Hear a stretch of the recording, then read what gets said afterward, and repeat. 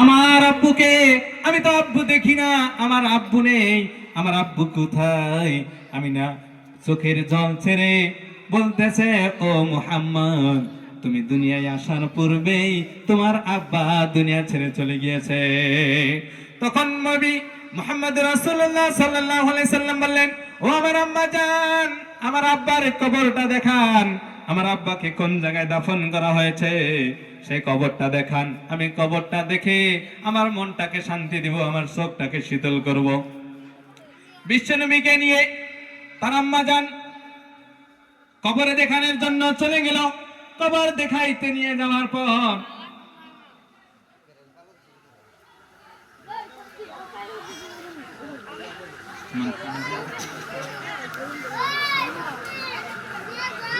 বিরক্ত লাগতেছে গো, উড়াউড়ি করতেছেন, মনে বিরক্ত লাগতেছে। বিরক্ত লাগে যদি শেষ করে দিই। ভাইরা আমার, বিশ্বনবী তিনার মার সাথে বাবার কবর দেখতে যান। আব্বার কবর দেখার জন্য যখন চলে যান, আব্বার কবরটা মা আমিনা দূর থেকে দেখিয়ে বলতেছেন, যাও তোমার আব্বার কবরটা দেখে আসো। আব্বার কবরের পাশে গিয়ে যা কিছু করতে হয় পড়েছে।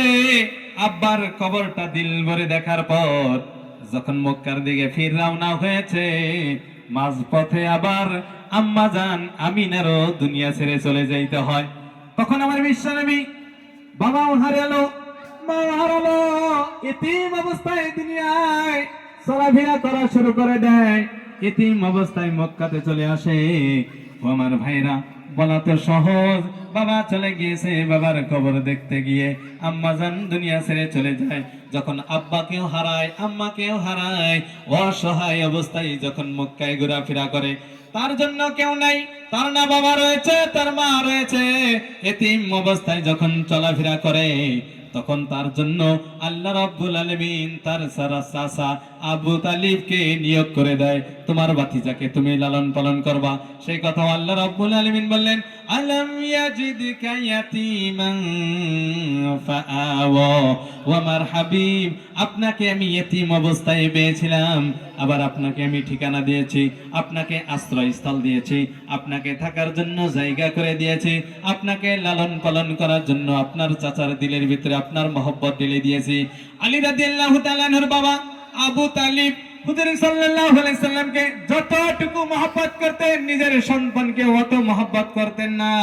তার জন্যই আল্লাহ রাব্বুল আলামিন বলছেন, ও আমার হাবিব, আপনাকে আমি এমন জায়গায় আশ্রয় দিয়েছি যিনি তার সন্তানের থেকেও আপনাকে মহব্বত বেশি করেন। বলেন সুবহানাল্লাহ। আমার ভাইরা, বিশ্বনবী সাল্লাল্লাহু আলাইহি ওয়াসাল্লাম মক্কাতে ছোট্টবেলা থেকে বড় হয়েছেন। যখন তিনি দ্বীন প্রচারের জন্য শুধুমাত্র বলেছে লা ইলাহা ইল্লাল্লাহু মুহাম্মাদুর রাসূলুল্লাহ, মক্কা থেকে তাড়িয়ে মদিনায় দেওয়া হয়েছে। এখন পর্যন্ত মানুষ আফসোস করে, মনের ভিতরে ব্যথা রাখে, আইরে শুধুমাত্র কলেমা পড়তো, এই কলেমার জন্যই আমরা তিনাকে বিদায় করে দিয়েছি। আয় আফসোস, কলেমার জন্য, এই নবীকে যার জন্য সারা বিশ্ব ব্রহ্মাণ্ড তাকে আমরা মক্কা থেকে যাইতে বাধ্য করেছি। ও আমার ভাইরা, আমরা মুসলমান, কলেমা পড়ুম, আমরা মুসলমান, দাড়ি রাখুম, আমরা মুসলমান, মাথায় টুপি রাখুম। ও আমার ভাইরা, দাড়ি রাখতে অসুবিধা কি? দাড়ি রাখতে অসুবিধা কি? একজন বক্তার কথা বলতেছে, ওই বক্তার একটু কঠোর ভাষায় কথা বলে, বলতেছে, ও ভাই, তোমরা মনে করতেছো দাড়ি রাখলে ভালো বিবি পাওয়া যায় না। ও ভাই, তুমি মনে করছো দাড়ি রাখলে ভালো বিবি পাওয়া যাবে না, ভালো মেয়ে পাওয়া যাবে না, ভালো স্ত্রী পাওয়া যাবে না? আমরা কি বাদাম চাবিয়ে খাই নাকি? আমরা কি মুড়ি খাইতেছি নাকি? আমরাও তো বিবাহ করেছি, আমাদেরও সুন্দর বিবি রয়েছে, আমাদের ঘরেও সন্তান রয়েছে, আমরা আমাদেরকেও মানুষ মেয়ে দিয়েছে, আমরাও কারো স্বামী হয়েছি। দাড়ি রাখলে স্বামী হওয়া যায়, হয় যায় না গো? আমরা বেশিরভাগ মানুষের সাথে আমি ডিল করছি, তার আমার জেনারেল পার্টনারও মেলা আছে, তাদেরকে বলছি, ভাই দাড়ি রাখোস না, কারণটা কি? দাড়ি রাখলে অসুবিধাটা কি? দাড়ি রাখলে যে একটা ভাব আছে, এই ভাবটা তো করান জানা। কি ভাব? এই মেয়ে মানুষের সামনে যে একটা চক্করের ভাব, এই ভাবটা তো করা জানা। বললাম যে দেখো ভাই, গাড়িতে সেফগার্ড কেড়ে দেয়, গাড়ির সাইডে যে দুইটা দেয় সেফগার্ড দেয়, যে ওটা কিসের জন্য? আমার ঠ্যাং যাতে না ভাঙে, আমার ঠ্যাং যাতে না ভাঙে। মাথায় হ্যামলেট কে নিয়ে নেই, মাথা জানি না ফাড়ে। দাড়ি রাখলে যদি আমি মেয়ে মানুষের বলে না যাইতে পারি, তার মানে এটা একটা সেফগার্ড। তো লাগাইলে অসুবিধা কি? একটা গুনার থেকে বাঁচতাছি। একটা মেয়ে মানুষের পাশে ঘোরাঘুরি, এটা ভালো কাজ গো। আমরা তো একটা দাম আছে, তাদের পাশে এত ঘুরুম গে? আমার মূল্য নাই গো, আমার মূল্য নাই। আমরা তাদের পাশে এত ঘোরাঘুরি করুম গে? তারাও আমার পাশে ঘুরুই।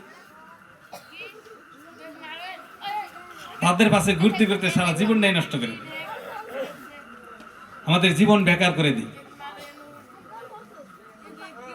শেষের দিকে আসতেছি, কিছু আমল করার আমরা চেষ্টা করুন, কিছু আমল করার। 30 বছর বয়স হয়েছে আমার, 40 বছর বয়স হয়েছে, 50 বছর বয়স হয়েছে, দাড়ি ছাড়া আসিলাম। হিসাব করুন একটু, কিন্তু 50 বছর বয়স হয়েছে, দাড়ি ছাড়া আসিলাম। আবার 50টা বছর যতদিন পয়সা থাকুন, তার মানে 50 বছরের নিয়ত রাখুন, আরো 50 বছর দাঁড়িয়ে রেখেছিলাম, দেখি আগেকার থেকে ক্ষতি যায় না লাভ হয়। বুঝাইতেছে গো? তার মানে 50 বছর তো দাড়ি ছাড়াই আসিলাম। খারাপ জানি না ভাই যে আমার দাড়ি নাই, দেখে আমারই টার্গেট করতেছে, কেন টার্গেট করতেছি না। মানে 20 বছর 30 বছর দাড়ি ছাড়া রইলাম, আবার 20 বছর দাড়ি রেখে দেখি যদি সমান সমান না হয়, আবার দাড়ি কাটো। যদি পর্তায় না পড়ে, সম্মান যদি আমার কম হয়, আবার দাড়ি কেটে এলাম। কিন্তু একবার তো দাড়ি রেখে দেখি। বদর হুজুরের বিলেট কিনি না, পয়সা নাই গো। বদর হুজুরের বিলেট কিনি না, পয়সা নাই। এই বেটা কে নিয়ে দাঁড়িয়ে রাখছো কিনছে নাই, কে কাছে পয়সা নাই, তাহলে কি নিয়ে এর নামিতের বাসায় যায় কাটা হবো না? কি নিয়ে রাখে নাই? না রাখছে গো, রাখছে। শুধুমাত্র মোহব্বত কার? শুধুমাত্র মোহব্বত কার? যদি আমার ইচ্ছা হয় রাখুন, কিন্তু এনে একটা ছোট্ট একটা মশলা আছে। দাড়ি রাখা আমরা মনে করি সুন্নত। দাড়ি রাখা কি গো? দাড়ি রাখা কি গো? দাড়ি রাখা সুন্নত না, দাড়ি সুন্নত। বুঝুম এটা ভালো করে, দাড়ি সুন্নত। দাড়ি রাখা ওয়াজিব, কাড়া গুনাহ।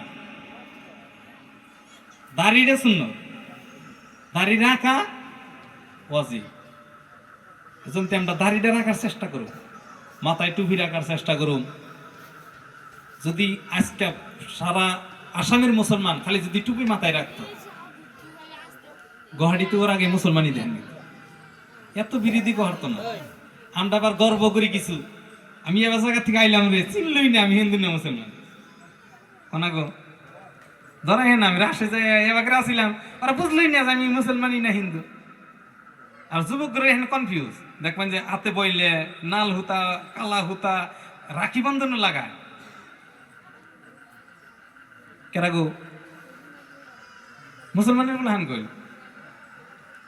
মুসলমানের সন্তান, মুসলমানের ঘরে জন্ম নিছে, ভাবতাছে কি আমি হিন্দু হাতে ঘোষ দেওয়া চলছি, আমি বড় মানুষ হয়ে গেছি। ভাইরা আমার, আল্লাহ রাব্বুল আলামিন বললেন, কুতিলা আসহাবুল উখদুদ আন-নারি যাতিল ওয়াকুদ إذ هم عليها قعود وهم على ما يفعلون بالمؤمنين شهود وما نكموا منهم إلا أن يؤمنوا بالله العزيز الحميد আল্লাহ রাব্বুল আলামিন বলছেন, ওয়ামা নাকামু মিনহুম ইল্লা আইয়ুমিনু বিল্লাহিল আজিজিল হামিদ। ও বান্দা, আমার উপরে তোমরা ঈমান আনবা, বিশ্বাস স্থাপন করবা, তোমাদের উপরে অন্যায় অত্যাচার হবে, তোমরা মনে করবা তুমি তাহলে ব্র্যান্ডেড, তোমার জন্য আল্লাহ রাব্বুল আলামিন জান্নাতের ওয়াদা রেখেছেন, জান্নাতে যাওয়ার ব্যবস্থা করে দিবেন।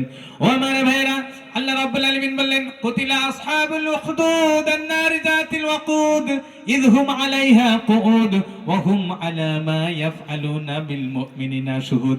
এই জায়গায় আল্লাহ রাব্বুল আলামিন একটা জাতির কথা, কমে সামুদ, কমে আদ বংশের কথা আল্লাহ রাব্বুল আলামিন বলেছেন। তাদেরকে এমন ভাবে হত্যা করা হয়েছিল, প্রকাণ্ড একটা গর্ত খনন করে সেখানে আগুন প্রজ্বালিত করে সবাইকে বাধ্য করা হয়তো ঝাঁপিয়ে ঝাঁপিয়ে এখানে পড়ো, নসেত ঈমান ছেড়ে দাও। সবাই ঝাঁপিয়ে ঝাঁপিয়ে পড়তো। একজন মহিলা সম্পর্কে মুফাসসিরিনগণ বলেছেন ওই মহিলার কোলে একটা শিশু সন্তান ছিল।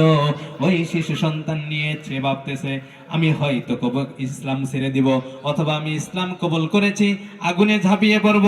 কিন্তু এই আগুনে ঝাঁপিয়ে পড়ব আমার হয়তো ইসলাম ছেড়ে দেওয়ার জন্য অফার রয়েছে।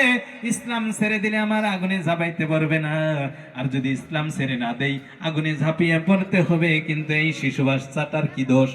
এই শিশু বাচ্চা না কলেমা পড়তে পারবে না, এই শিশু বাচ্চাটা ইসলামের বিষয় বুঝে না ইমানের বিষয়ে বুঝে, এই বাচ্চার কি দোষ? তখন আল্লাহ রাব্বুল আলামিন ওই শিশু বাচ্চার মুখে কথা ফুটিয়ে দিলেন। ওই বাচ্চা বললে ও আম্মা জান, তুমি কোনো টেনশন নিও না, এখানে ঝাঁপিয়ে পড়ো, সঙ্গে সঙ্গে তোমার জন্য আল্লাহ রাব্বুল আলামিন জান্নাতের ব্যবস্থা করে দিবেন। কারণটা হইল তুমি আল্লাহ রাব্বুল আলামিনের উপরে ঈমান এনেছো, আল্লাহর উপরে বিশ্বাস স্থাপন করেছো।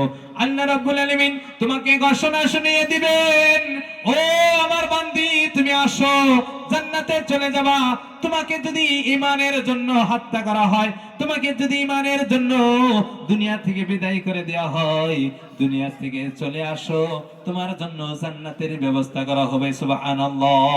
আমাদেরকে যত টর্চার করবে ঈমানের জন্য, আমাকে যদি মারা হয় ঈমানের জন্য, দুনিয়া থেকে যদি আমার যাইতে হয়, মরা পর্যন্তই খালি দেরি।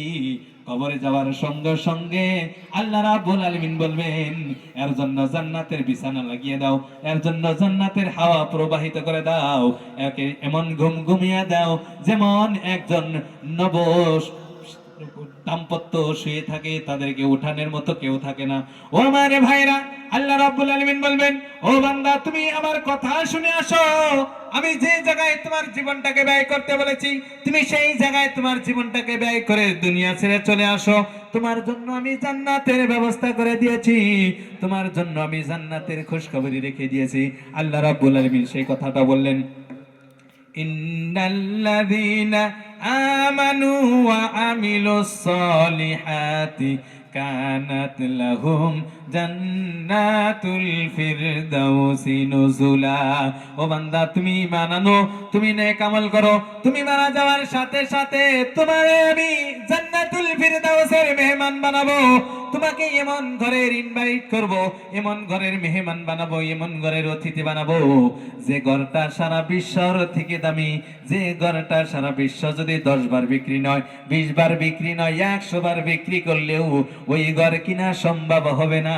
সেই ঘরের মালিক আমি তোমাকে বানিয়ে দিব। সুবহানাল্লাহ। খালি মরা দেরি। আমাদেরকে আমরা যাতে মনে খারাপ না পাই যে আমাদেরকে টর্চার করা হচ্ছে, কি ধর্মে মানতেছি গো, যে ধর্মের জন্য আমাদেরকে লাঞ্ছিত, বঞ্চিত, অপমানিত, অপদস্থ, পদতলিত করা হয় না। এটা প্রত্যেকজন আম্বিয়াকে করা হয়েছিল।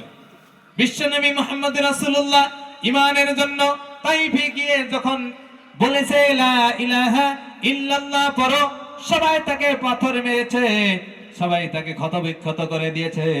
আমার নবী সর্বশরীরটা রক্তে রঙিন হয়ে যাওয়ার পর ফেরেশতার পক্ষ থেকে হুকুম আসছে, ফেরেশতার পক্ষ থেকে বলা হয়েছে ও নবী বলেন আপনি তাইফের 2 পাহাড় মিশিয়ে তাইফবাসীকে কুচলিয়ে দেই, তাইফবাসীকে মজবাড়া বানিয়ে দেই, তাইফবাসীকে হত্যা করে দেই। আমার নবী বলছেন না না, এখন তারা বুঝতে পারে নাই, এমন সময় আসবে যে সময় তারা না বুঝলেও তাদের সন্তান বুঝবে, তাদের সন্তান ইসলাম কবুল করবে, ঈমানটাকে গ্রহণ করবে, আল্লাহকে চিনবে, আমার দিনকে বুঝবে, আমার দিনকে মানবে। ও আমার ভাইরা, তাইফে গেলে এখন প্রত্যেকজন হাজিরা জানে তাইফের বাসীরা কত ঈমানদার হয়েছে, বলেন সুবহানাল্লাহ। প্রত্যেকজন হাজিয়ে জানে তাইফবাসীরা কত বরকতময় হয়েছে, কিন্তু ওই টাইমে বুঝতে পারেনি। হুজুর সাল্লাল্লাহু আলাইহি সাল্লাম দুনিয়ায় আসছেন শুধুমাত্র মানুষের পথ প্রদর্শক হিসাবে।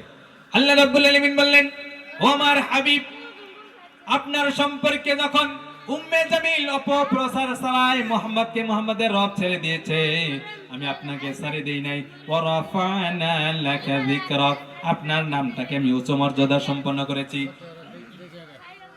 আপনার নামটাকে আমি বুলন্দ করে দিয়েছি। আল্লাহ রাব্বুল আলামিন বলেন আমি কিভাবে বুলন্দ করে দিয়েছি, কিভাবে উচ্চ মর্যাদা সম্পন্ন করেছি।